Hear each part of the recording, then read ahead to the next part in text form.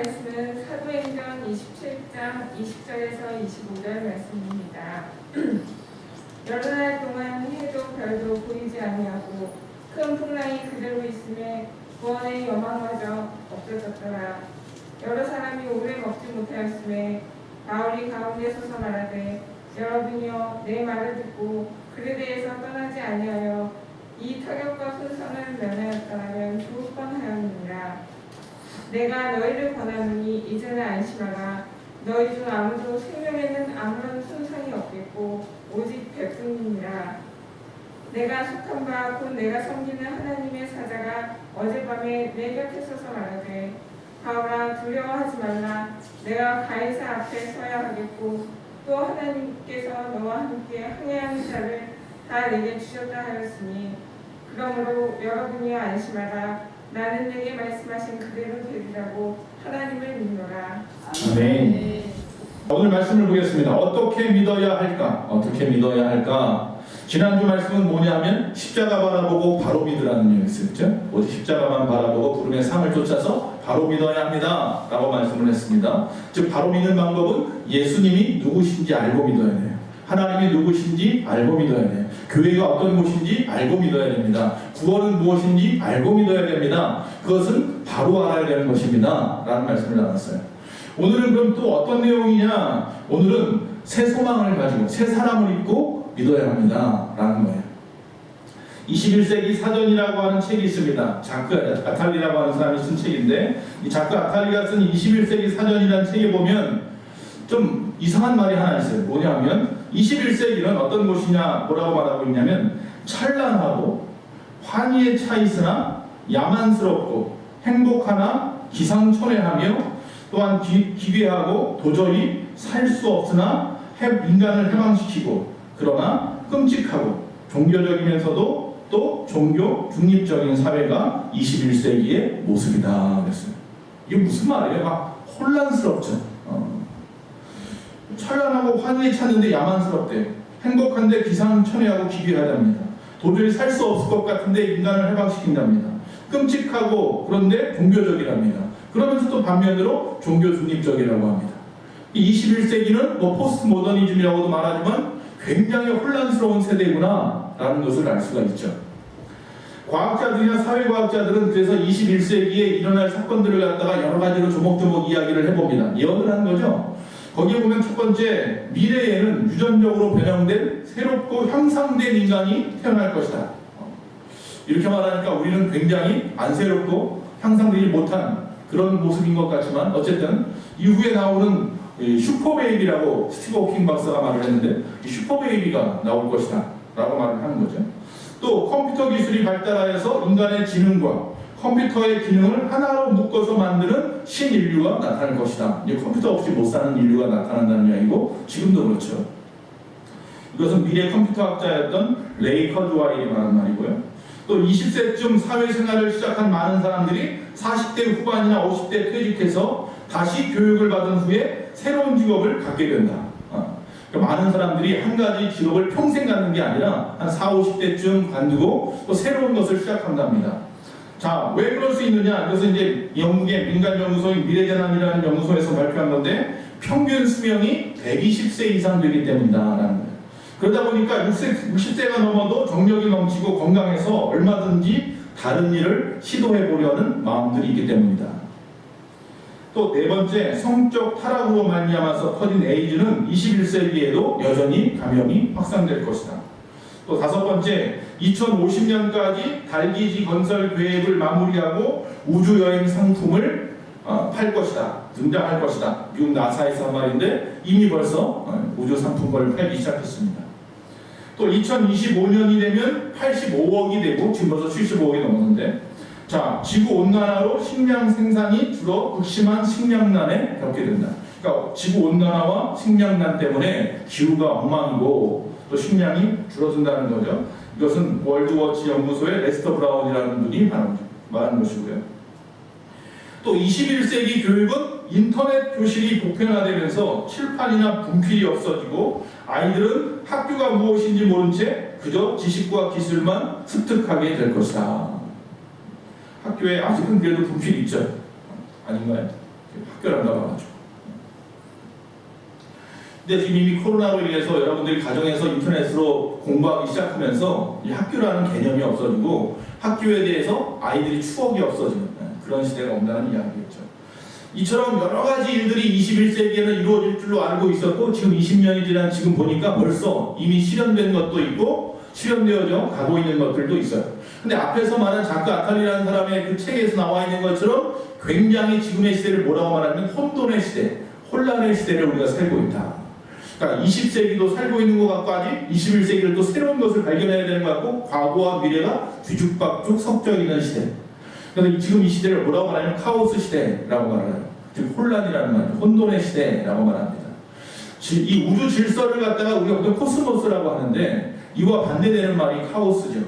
혼란과 혼돈으로 정신없는 시대가 지금 이 시대 아니냐라는 거예요. 이 카오스라는 말을 사전에서 찾아보니까 입을 벌린 웅덩이처럼 언제 빠져들지 모르는 혼란과 혼돈이라고 되어 있어요. 그러니까 언제 빠져들지 모르는 혼란과 혼돈의 시대가 지금 21세기 우리가 살아가고 있는 지금이라는 거예요. 그래서 21세기 학자들은요 굉장히 이중적이죠. 희망적으로 보는 사람도 있고 비관적으로 보는 사람도 있고. 그렇다면 이 기독교인들은 이 21세기를 어떻게 바라봐야 하느냐, 어떻게 바라보고 믿어야 하느냐, 똑같이 이중적일 수 있어요. 무슨 말이냐면 하나는 그리스도 안에 있는 소망을 바라보고 살아가는 자들이 있을 것이고 그리스도 밖에서 절망 가운데 사는 사람이 있을 것이라는 거예요. 21세기는 확연하게 드러날 것이다 라고 말하고 있습니다. 해가 가까운 지방을 우리가 열대지방이라고 하고 해에서 먼 지방을 현대지방이라고 합니다. 그 차이는 해가 가깝고 멀고 있는 것이죠. 이와 마찬가지로 그리스도에게 가까우면 밝은 소망의 미래가 있을 것이고 그리스도와 멀어지면 냉랭한 혼돈의 세기를 살아갈 수밖에 없다는 것이죠.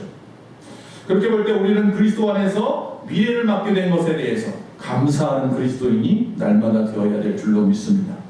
자, 우리가 지금 사도행전을 보았는데 바울이 어떤 여정을 보내고 있는지에 대해서 바울과 함께했던 바울의 주치의라고 하는 누가가 쓴 책이 이 사도행전입니다.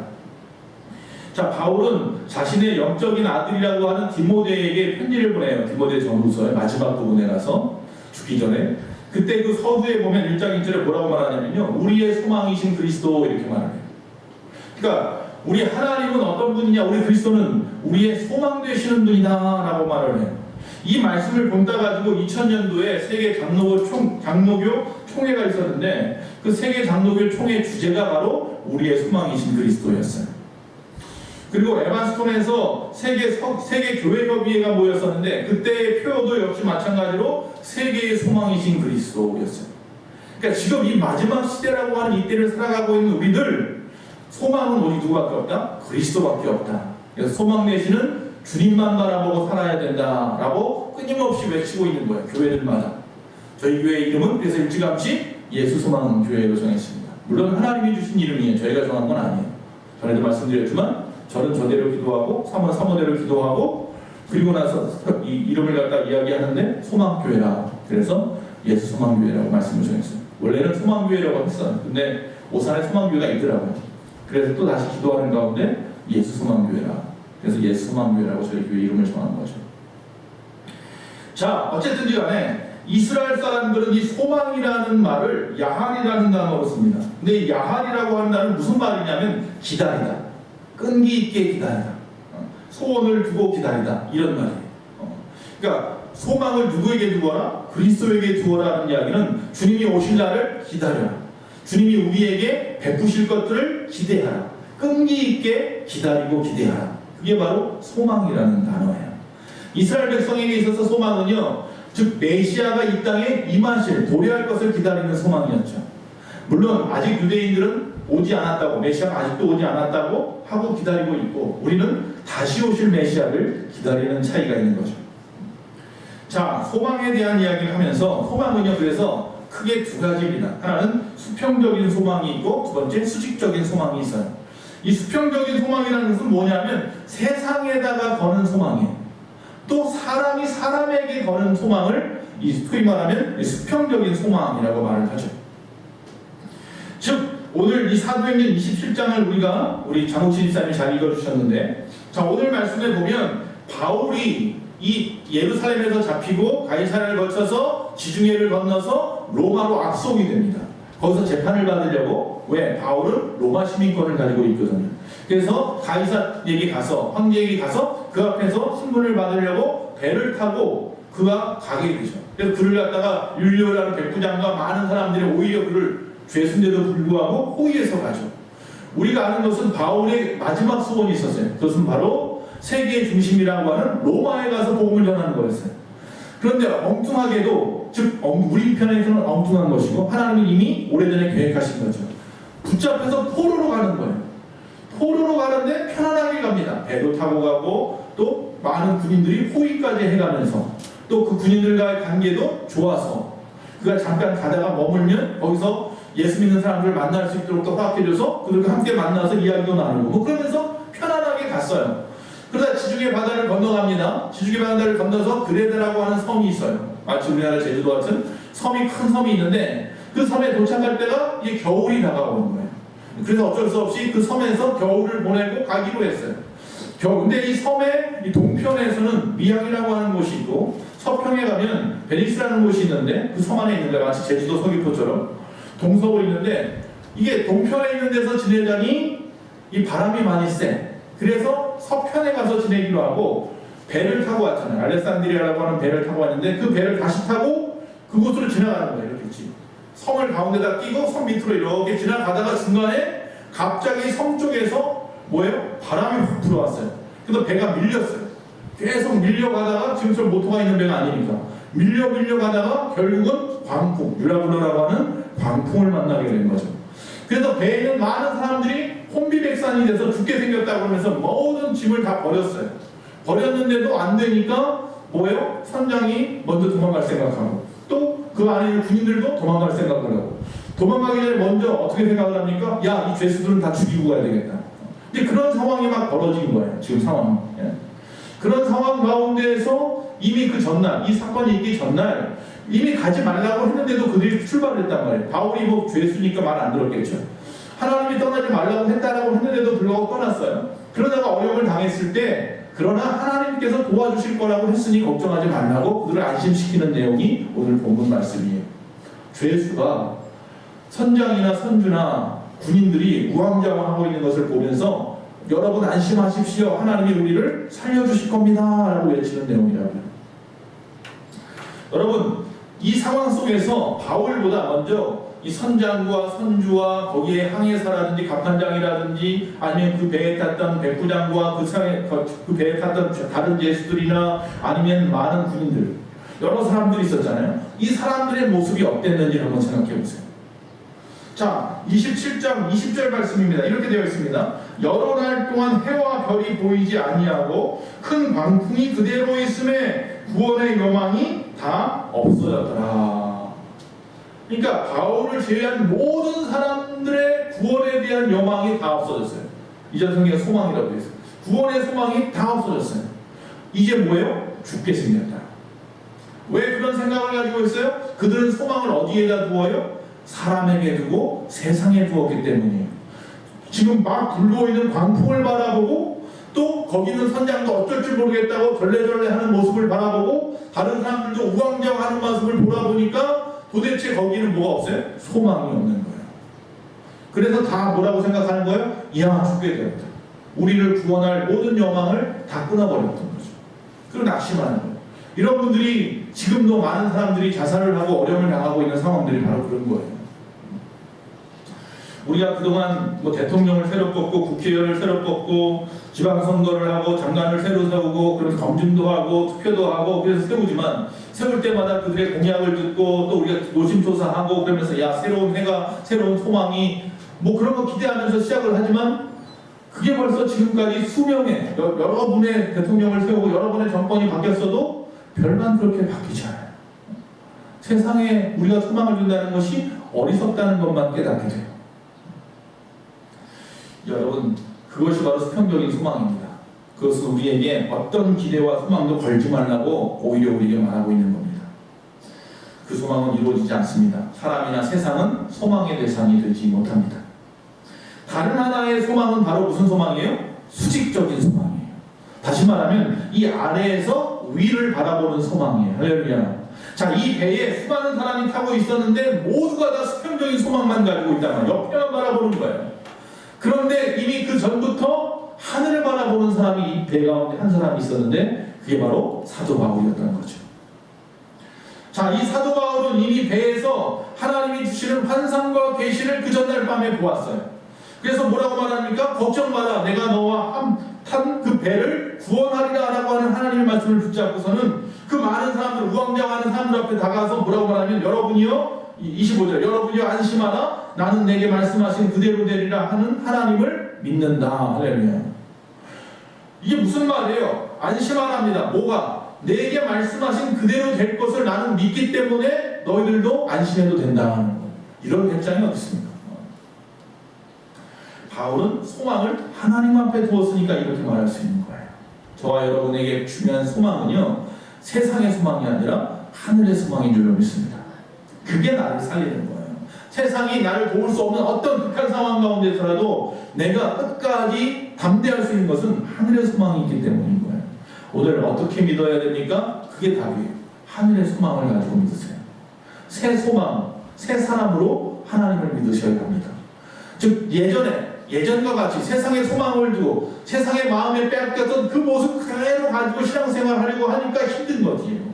그거 다 끊고 잘라내버리고 새로운 소망으로 시작하라는 거예요. 자, 다시 말씀으로 돌아와서 구원의 여망이 없어졌다. 갑자기 불어닥친 광풍 앞에서 자, 사도 바울이 그래서 여러분이요 안심하라. 구원의 여망이 없는 이들 앞에 사도 바울이 뭐예요? 새로운 소망을 불어넣어주고 있는 거예요. 이게 바로 21세기 교회의 소망이고 사명이고 비전이에요. 구원의 여망이 없는 세상을 향하여 여러분 안심하십시오. 나에게 그대로 되리라고 하신 그 말씀이 오늘 이루어질 줄로 믿습니다. 여러분도 더 이상 세상에 소망 두지 마시고 하나님 앞에 소망을 두며 사십시오. 오직 예수밖에는 소망이 없습니다. 라고 외치라고 말합니다. 할렐루야. 그게 바로 저와 여러분의 21세기 살아가는 사명인 거예요. 자, 우리 인생에도 예상치 못하는 광풍이 불어닥칠 때가 있어요. 지금 코로나가 바로 그거잖아요. 지금 너무나 힘들잖아요. 저는 방역당국에서 말하는 것만 믿었어요. 그래서 시킨 대로 참 우리 교회는 잘했어요, 지금까지. 백신을 맞으면 7월달에 마스크도 벗을 수 있다고 그러고 어떤 그런 일련의 소망을 가지고서 근데 갑자기 1200명, 1300명 되는 모습을 보면서 또 우왕좌왕하는 모습들을 보면서 야, 이게 참 세상이라는 것이 내 맘 같지 않고 이게 내가 계획한 대로 내가 생각한 대로 되어지지 않는구나. 방역당국에서도 주파사를 줄이고 컴퓨터를 치면서 이쯤 되면 이렇게 될 거고 다 계획이 있었을 텐데 지금 그 계획대로 안 되잖아요. 지금. 백신 수급도 어렵고 젊은 층을 통해서 끊임없이 퍼져가는데 생각지도 못한 델타 변이가 나타나고 다시 또 소상공인들은 문을 닫아야 되고 다시 또 교회들도 예배 문을 닫아야 되고 많이 어려워졌어요. 이와 같은 풍랑 앞에 그러면 우리는 어떻게 하느냐? 좌절만 할 거냐? 불평만 하고 불만만 하고 또 비평만 할 것이냐? 그거 아니라는 거예요. 하나님 앞에 소망을 두고 하나님을 바라봐야 합니다. 사도 바울이 이처럼 이런 어려운 풍랑 앞에서도 안심하라고 할 수 있었던 것은 첫 번째, 그는 기도하는 사람이었기 때문입니다. 할렐루야. 왜 다른 사람들은 우왕좌왕하고 낙심하고 구원의 소망을 잃어버렸다고 죽게 되었다고 난리인데 바울만 안심하라고 말할 수 있느냐? 그는 기도하는 사람이었기 때문입니다. 기도하는 사람은 망하지 않습니다. 할렐루야. 21세기 교회가 바로 기도하는 교회가 되어야 할 것 같습니다. 더 뜨겁게 기도해야 됩니다. 20세기보다 더 뜨겁게 기도해야 되는데 20세기에 10분의 1도 100분의 1도 안 되는 것 같아서 좀 마음은 아파요. 기도하는 자가 광풍을 이길 수 있습니다. 자, 23절 말씀입니다. 하나님의 사자가 어젯밤에 내 곁에 서서 말하되, 하나님의 사자가요, 지금 풍랑이 있기 전 어젯밤에 내 옆에 서서 말을 했대요, 바울이. 자, 바울이 어떤 상황이었을 때 하나님의 사자가 나타나서 말할 것 같습니까?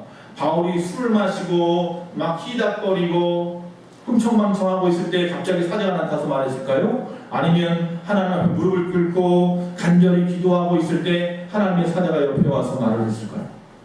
그건 여러분이 다 아시는 바와 같습니다. 바울은 기도하는 사람이었던 거죠. 기도하는 자에게 하나님이 말씀하십니다. 기도는요, 귀를 쫑긋 여는 자입니다. 기도하는 사람은 귀를 여는 사람이에요. 그래서 하나님의 음성을 들을 수 있는 거예요. 가끔 뉴스에 보면요, 그 매몰된 광부들에 대한 이야기를 해요. 칠레인가 어디에서도 그랬었고 말이죠. 근데 이 매몰된 광부들 하기에 어떻게 합니까? 파이프관을 갖다 집어넣죠. 뚫어서 먼저. 그래서 그 파이프관을 통해서 공기를 주입하고 뭐 식량도 집어넣고 메시지도 전하고, 그래서 그 밑에 있는 사람들이 소망을 놓지 않도록 먼저 그렇게 해놓고 뭐 주변을 파내려가든지 방법을 간구해서 그 광부들을 살려내는 경우들을 많이 보게 돼요. 바로 기도가요, 바로 그런 파이프와 같은 역할을 하는 거예요. 세상에 매몰된 인생들을 갖다가 소망을 주고 말이죠. 그 파이프관을 통해서 우리가 이 땅에 살아갈 것들도, 필요한 것도 공급해 주시고, 또 말씀도 주시고, 할렐루야, 또한 거기에 숨을 불어넣어 주시는 거예요. 그 기도의 파이프를 우리가 뚫어야 되고요, 그 파이프를 항상 열어 놔야 되는 거죠. 아무리 어려워도 바울은 기도하는 사람이었던 거예요. 두 번째, 바울에게 뭐가 있었냐면 소명의식이 있는 거예요. 소명의 의식이 있는 사람이에요. 우리가 교회를 나와도 아무 소명 없어요. 그냥 그저 세상의 소망만 있어요. 우리 가족 잘 되게 해주세요. 그런 거 말고, 하나님 나를 구원하셨는데, 죽을 인생을 살리셨는데, 나는 주를 위해서 무엇을 알고, 할렐루야, 나에게 주어진 십자가를 지고 주를 위해서 내가 어떻게 살아야 될 것인가, 그 생각하며 살아가 보자는 거예요. 바울은 그 생각하며 사는 거예요. 평생 예수 믿는 사람들 죽이러 다니던 바울이 다메섹 도상에서 예수를 만난 다음에 그 이후에 변화되어서 거꾸로져서 구원받고 나서 이것을 참을 수가 없어서 평생을 홀로, 결혼도 하지 않고 평생을 홀로 매도맞고 감옥에도 갇히고 각종 어려움을 당하면서도 끊임없이 복음을 전하려고 바디프루트로 전 세계를 돌아다녔다는 거예요. 할렐루야. 그건 사명의식 없으면, 소명의식 없으면 할 수 없는 거예요. 하나님이 나를 부르셨다. 하나님이 나를 구원하셨다. 이처럼 그에게 소명이 있는데 그게 뭐예요? 로마에 가서 복음을 전하고 죽으리라. 바울의 마지막 꿈, 비전, 소망, 하나님은 그것을 기억하고 계신 거죠. 자, 그러던 차에 만난 이 광풍, 보통 사람 같으면 소망이 사라질 수밖에 없는 이 광풍, 그런데도 불구하고 그 절망 가운데 기도하면서 버틸 수 있었던 것은 그에게는 소명이 있기 때문이에요. 하나님이 나에게 소명을 주시고 내 목숨을 빼앗아 가실 이유가 없기 때문이에요. 소명이 있는 자들이 장수합니다. 할렐루야. 내 소명이 끊어지면 그때 불러가시는 거고요. 나에게 아직도 이 땅에서 해야 할 일이 남아있다면 하나님은 어떤 병이라도, 어떤 어려운 가운데서라도 나를 살려내시고 오히려 하나님이 그 일을 통하여 영광 받으실 겁니다. 그런 기대를 가지고 삽시다. 아멘. 그래서 세상은 구원의 요망이 끊어졌다고 난리가 났는데도 불구하고, 아우성치는데도 불구하고, 그래 나는 그래도 하나님이 주신 소명이 있는 사람이야. 그러니 여러분 안심하십시오. 나에게 소명 주신 자가 내 목숨을 빼앗아 가지 않는다는 이야기를 이 배를 지켜주실 것입니다. 잃어버린 나의 소명을 회복하시기 바랍니다. 세 번째, 바울은 어떤 사람이길래 이게 담대하게 암심하라 말하느냐? 하나님의 말씀을 믿는 믿음의 사람이기 때문이다. 25절, 나는 내게 말씀하신 그대로 되리라고 하나님을 믿노라. 여러분 믿습니까? 아멘. 이 말씀이 여러분 삶에 항상 모토처럼 써 있어야 돼요. 아멘. 내가 왜 어떻게 살고 있습니까? 나에게 하신 그 말씀대로 되어질 것을 믿고 삽니다. 그 하나님을 믿는 믿음으로 삽니다. 우리가 예배 때마다 사도신경을 신앙 고백한다고 하면서 외웁니다. 앞에서 오늘도 역시 마찬가지로 우리 신앙 고백합시다고 사도신경을 읽었습니다. 전능한 산업 시작하는 이 사도신경은 끊임없이 믿는다, 믿으며, 믿노라 라고 말합니다. 하나님을 믿사오며, 구원하실 그 주님을 믿사오며, 끊임없이 믿는다는 말씀으로 되어 있는 게 사도신경이에요. 근데 이 믿는다고 말하는 그 입술이 입 바른 소리가 되지는 않습니까? 공수표 아닙니까? 빈 공짜 써서 공약입니까?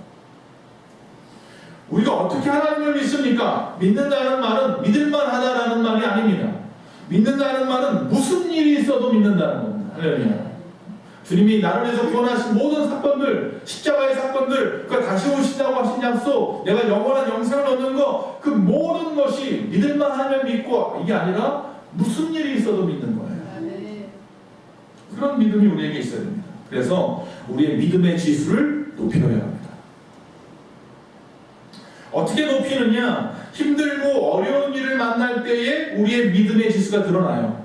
자, 누구나 환난은 있어요. 하나님이 시험을 주신단 말이에요. 그럼 그 주시는 그 시험 안에서 물론 피할 길이 있고 우리가 이겨낼 만한 것만 주시는데 어쨌든 그 상황 감당할 만한 시험이더라도 그 시험 앞에 대하는 나의 태도가 결국 나의 믿음의 지수예요. 먼저 한숨을 내고 먼저 우왕좌왕하고 먼저 세상 바라보고 있지 않는지, 먼저 무릎을 꿇고 있는지, 먼저 주님 앞에 달려나오는지, 먼저 하나님 말씀을 펼치는지, 주님을 찬양하고 오히려 감사하고 있는지, 그것이 믿음의 지수로 드러나요. 이와 같은 어려운 가운데서 우리는 예배하는 것에 혹시 정말 게으르든지 자기 합리화 핑계대고 있지 않은지, 아니면 이런 어려움을 극복하고 끊임없이 하나님을 찾기에 난 나름대로 최선을 다하고 있는지. 여러분, 힘든 일이 우리 가운데 다 해결되고 나면, 어떤 사람은 그렇게 말하는 거예요. 힘든 일이 다 해결되고 나면 그때 다시 교회 돌아와서 다 열심히 신앙생활하고 하겠습니다. 이런 분들이 있어요. 지금 너무 힘드니까 이거 다 해결하고 나서 교회 열심히 다닐게요. 지금 내가 너무 여러 가지로 복잡한 일이 있으니까 이 문제 해결하고 나서 주님 앞에 나올게요. 여러분, 그것은 하나님의 능력을 믿는다고 하면서도 내가 내 힘으로 문제를 해결하겠다고 하는 교만입니다. 믿음 없음입니다. 그 복잡한 문제가 있으시다면요, 어려운 문제가 있으시다면 더 주님 앞에 나와야죠. 그거 내가 해결하고 나올 것 같으면 주님은 지금 뭐 하시라고요? 지금 그 이야기는 교회 나오는 이유가 하나님 만나러 나오는 게 아니라 사람들 앞에 자기 좋은 모습만 보여주려고 나오는 거예요. 사람 만나려고 나오는 거잖아요. 목사 보려고 나오는 거예요. 교회 나오는 이유가 좋은 모습만 보이려고 하는 것이면 그건 잘못된 거예요. 그건 세상에 더 많은 좋은 일들 보일 때가 많을 거예요. 거기 가서 좋은 걸 뽐내시고요. 교회는 아픈 모습 그대로, 지친 모습 그대로, 헐벗은 모습 그대로, 궁핍한 모습 그대로 나오시는 거예요. 나와서 울고 불고 하는 거고요. 주님 붙잡고 매달리는 거예요. 믿음의 지수가 낮고 높은지는 바로 그런 데서 드러나요. 무엇 바라보고 교회 나오십니까? 누구 바라보고 교회 나오십니까? 하나님이십니까? 사람입니까? 자, 교회 나오는 것은 교회 안에 사람이 아니라 그곳에 임재하신 거룩하신 하나님입니다 라고 신앙을 고백할 수 있는 사람이라면 무슨 일이 있어도 주님을 찾습니다. 하나님 앞에 보여야 살게 됩니다. 하나님 앞에 나를 보여야만 살 수 있다고 생각하거든요. 절망과 어둠의 한복판에 있더라도 그럴수록 더욱더 하나님 앞에 나와야 하는 줄로 믿습니다. 광풍 속에서 나를 잡으시는 하나님의 손길이 있음을 믿는 게 진짜 믿음입니다. 광풍만 바라보거나 사람만 바라본다면 결국 무리를 걷는 올라온 역사를 일으켰음에도 불구하고 결국은 광풍 바라보다가 물속에 빠졌던 베드로 꼴 나는 겁니다. 네 번째, 바울은요, 기도하는 사람이죠. 소명의식을 가졌죠. 하나님의 말씀을 온전히 믿었죠. 그래서 거룩한 배짱을 가진 사람인 거예요. 우리가 신앙생활을 하다 보면 정말 거룩한 배짱을 가진 사람들이 있어요. 야, 저 사람은 무슨 배짱으로 저렇게, 지금 집안이 난리가 났는데, 지금 세상이 어떻게 됐는데, 뒤집혔는데, 아니 지금 어떤 상황이라면서 어떻게 저런 배짱을 가지고 주님 앞에 충성하고 헌신하고 봉사하고 예배하고 주님을 찾고 주 앞에 무릎 꿇고, 그런 거룩한 배짱을 가진 사람들이 우리 교회도 많아지기를 바랍니다. 세상 사람 앞에 나의 좋은 모습만 보이게 하지 마시고 하나님 앞에 그런 거룩한 배짱으로 나오는 모습을 보여주세요. 하나님이 그냥 놔두지 않습니다.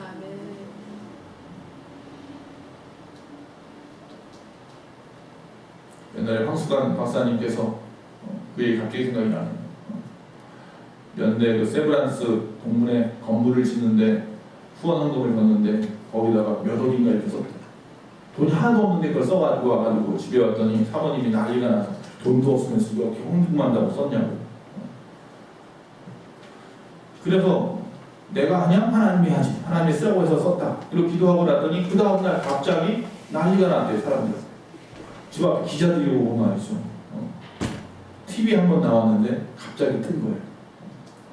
하나님이 생각지도 않았는데 그 1억인가 얼마인가 헌금하겠다고 사인하고 딱 돌아서서 나오는데 병원장 앞에서 세브라스 병원에 앞에 사인하고 나오는데 그날부터 갑자기 스케줄이 잡히고 방송 스케줄이 방송국 가서 방송을 하고 그러다가 뭐예요?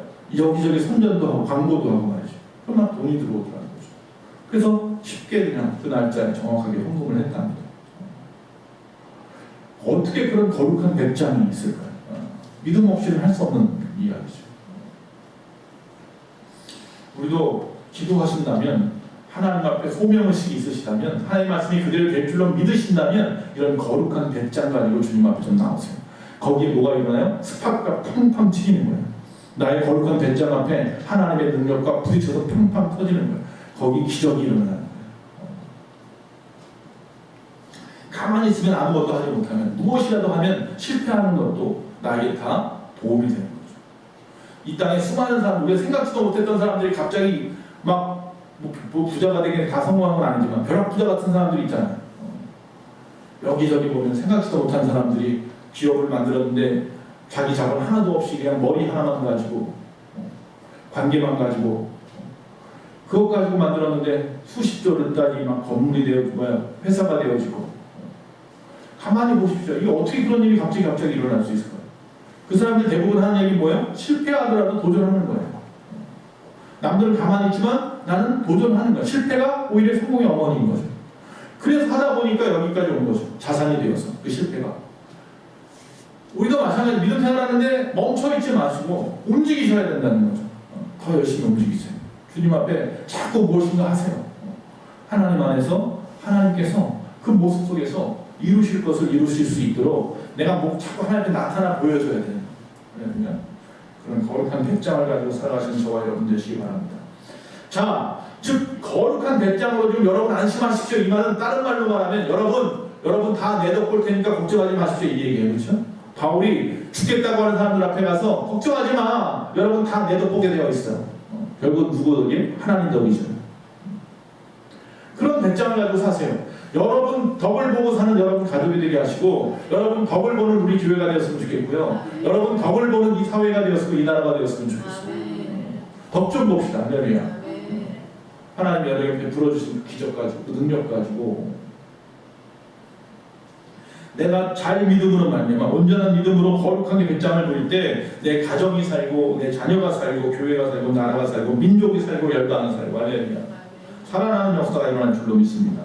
기도는 이처럼 우리를 부르신 그 하나님의 목적을 이 땅에서 이루기 위해서 몸부림치는 모습이에요. 그 안에 거룩한 배짱으로 나아가는 믿음, 담대함이 있어야 될 줄로 믿습니다.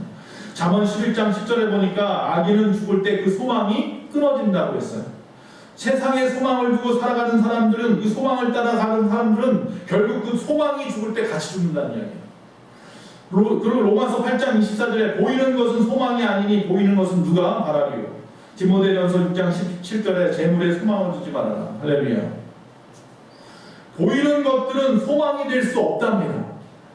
다 내가 죽으면 놔야 될 것, 다 놓고 가야 될 것들이기 때문에 소망이 아니에요. 하늘 것은 내가 앞으로 얻어야 될 것이기 때문에 진정한 소망인 거예요. 영생하도록 얻어야 될 것이기 때문에. 할렐루야. 하나님을 바라보고 하나님께 두는 소망, 그게 산 소망이고 그게 바로 새 소망입니다. 세상에 목숨을 걸고 세상의 것들을 걸고 살아가는 그런 소망은 그것은 죽은 소망이고 낡은 소망입니다. 어떤 소망을 갖느냐, 어떤 믿음을 소유하느냐 굉장히 중요합니다.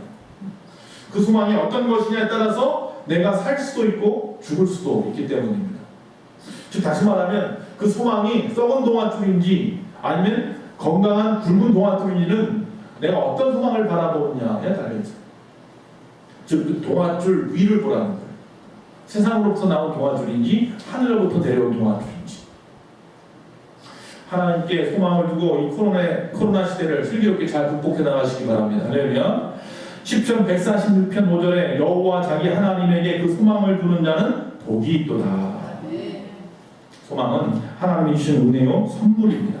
그 선물을 받은 사람이 새 사람이 되는 겁니다. 음식은 물론 맛도 중요합니다. 그러나 어떤 그릇에 담느냐에 따라서 역시 맛도 또 달라지게 느껴질 수가 있어요. 된장국 맛은 뚝배기고요. 갈비탕 같은 경우 저는 여러분은 어떤지 모르겠지만 사기대접 같은 데 담으면 좋더라고요. 새 소망도 마찬가지입니다. 새 사람이라고 하는 그릇에 담아야 합니다. 자, 하늘의 소망이 새 소망인 거 알았어요? 썩지 않을 소망이 새 소망인 줄 알았어요. 그 소망을 갖다가 내 안에 담아야 되는데 내가 어떤 그릇이냐? 썩지 않을 그릇이 되어야 돼요. 내가 새로운 사람이 되어야 돼요. 새로운 그릇이 되어야 돼요. 거기 담겼을 때 그 소망이 가치가 있는 거예요. 그럼 누가 새 사람이 되느냐? 너무나 잘하는 말씀. 첫째, 거듭난 사람이 새 사람인 줄로 믿습니다. 할렐루야. 요한복음 3장 5절을 보니까 사람이 물과 성령으로 나지 아니하면 하나님 나라에 들어갈 수 없느니라. 할렐루야. 물과 성령으로 거듭나야 된다고 말씀하는 거예요. 거듭난다는 것은요, 나를 포기하는 거고요, 나를 버리는 것이고, 그리고 예수님으로 그 빈 곳을 채우는 것이 거듭나는 거예요. 나를 포기하고 버리지 못하면 새로운 나가 될 수 없는 거예요. 가끔 그 수술실에 들어가는 그런 상상을 할 때가 있어요. 뭐 부모님이라든지 주변 분들이 수술을 받는 경우들을 많이 당해보았으니까 많이 가보셨을 거예요. 응급실이나 수술실에 많이 가봤겠죠. 그런데 가보면 그래요.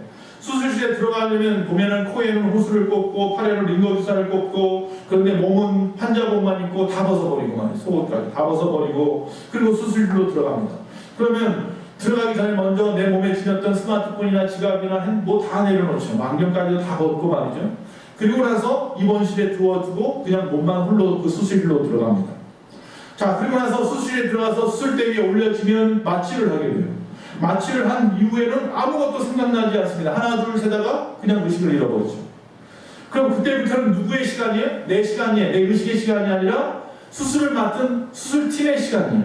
그럼 수술팀이 뭐 여기 절개를 하든지 뭐 여러 가지 방법을 통해서 수술을 하겠죠.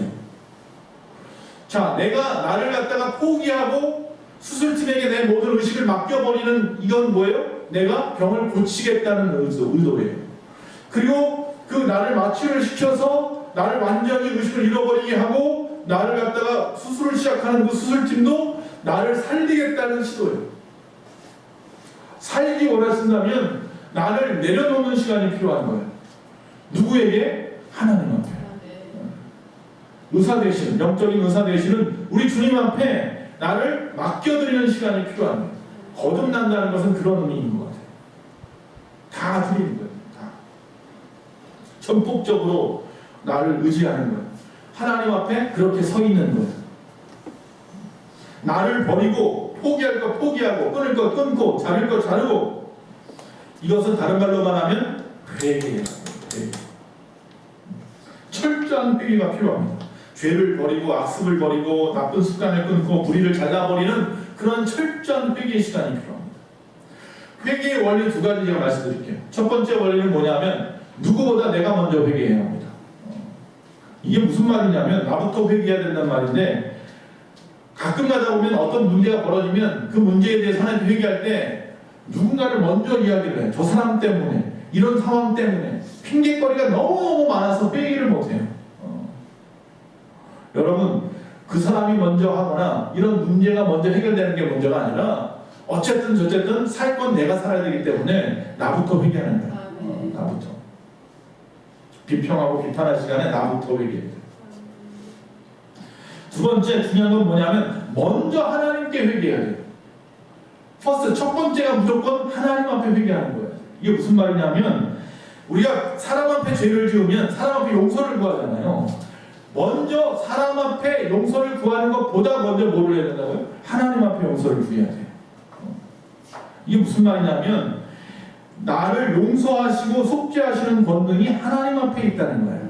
그 하나님 앞에 회개하고, 그리고 내가 누구에게 무서운 죄를 끼쳤다는 게 보이면 속죄죄나 속건죄처럼, 그리고 나서 그에게 배상할 거 배상하고 그에게 용서를 구할 것까지 구하는 거예요. 그게 회개예요. 그러니까 회개는 나부터 하는 거고 먼저 하나님 앞에 하는 게 회개예요.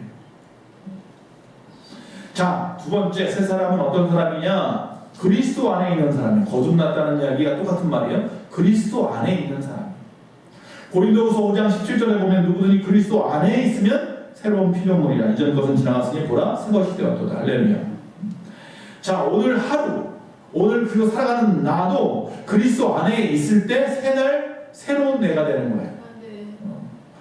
그러나 그리스도 밖에 있으면 제 아무리 날짜가 바뀌고 해가 바뀌고 조직이 바뀌고 책임자가 바뀌어도 새날이 아니고 새 사람이 아니에요. 물고기가 물을 떠나면 죽습니다. 그러나 참새는 물에 들어가면 죽습니다. 사람은 하나님을 떠나면 죽습니다. 우리는 이 위대한 결론 앞에 서 있어야 됩니다. 세 번째, 새 사람은 뭐냐? 예수 그리스도의 십자가에 흘리신 붉은 피로 죄 사함을 받은 사람이 새 사람입니다. 십자가를 통과하지 않고는 그 누구도 새 사람이 될 수 없습니다. 1시간에 300km 이상 달리는 고속전철 KTX도 그 철로를 벗어나면 전복되어지는 거예요. 길이요 진리요 생명 되시는 예수 그리스도의 길 외에는 방법이 없어요. 근데 그 길은 십자가의 길이에요. 십자가를 통과하지 않고는 새로워질 수 없단 말이에요. 예수 그리스도의 십자가를 떠나면 죽는 것입니다. 그것은 믿음이 없다는 이야기거든요. 구원도 없고 새로운 존재도 될 수 없다는 이야기예요. 어떻게 믿어야 하느냐? 말씀을 마치면서 새 소망을 가지고 믿어요. 즉 세상의 소망이 아닌 하늘의 소망으로 믿어요. 어떻게 믿어야 되느냐? 그 새 소망을 담을 수 있는 새 사람이 되어서 믿어요. 네. 이전 것 가지고 교회에 들어와서 이전 것 가지고 그 습관대로 그 모습대로 변화되지 않은 것 가지고 신앙생활 하려고 하니까 힘든 거고요. 교회에 들어왔으면 툭툭 다 털어버리고 세상의 소망 가치관 다 내려놓고 하나님의 것, 하늘의 것만 바라보면서 내가 그것을 받아들일 수 있는 거듭난 자, 오직 주 예수 그리스도 안에 있는 자, 주 예수 그리스도의 보혈의 피로 죄사함을 받은 모습, 새 마포를 입고 저 천국에 들어가는 거예요. 할렐루야. 어떻게 믿어야 됩니까? 새 소망, 새 사람. 기도하겠습니다. 사랑이 많으신 아버지 하나님, 우리 예수만교회 모든 성도님들마다 새 소망을 가지게 하시고 또 새 사람이 되어서 마지막 이 시대를 살아갈 때에 이 땅을 새 나라, 하나님의 의를 이루는 복된 삶을 살게 하여 주시옵소서. 바울처럼 기도하는 사람 되게 하시고 바울처럼 아버지 앞에 다 내려놓고 하나님 말씀만을 믿고 소명의식 가지고 거룩한 배짱으로 세상 가운데 여러분이여 안심하라. 하나님이 우리 가운데 계시니 우리는 분명히 살 것을 라고 고백하는 귀하고 복된 주 예수 그리스도의 사람, 성숙한 그리스도인이 다 되게 하여 주시옵소서. 지금은 우리 주 예수 그리스도의 그 크신 은혜와 우리 하나님 아버지의 그 무한하신 사랑과 성령님의 감화감동 내주 교통하심이 거룩한 주일 주 앞에 영광 돌리며 예비한 모든 심령들과 예수만교회 위에 이 나라 민족 가운 세계 위에 지금부터 영원토록 함께 있을지어다. 아멘.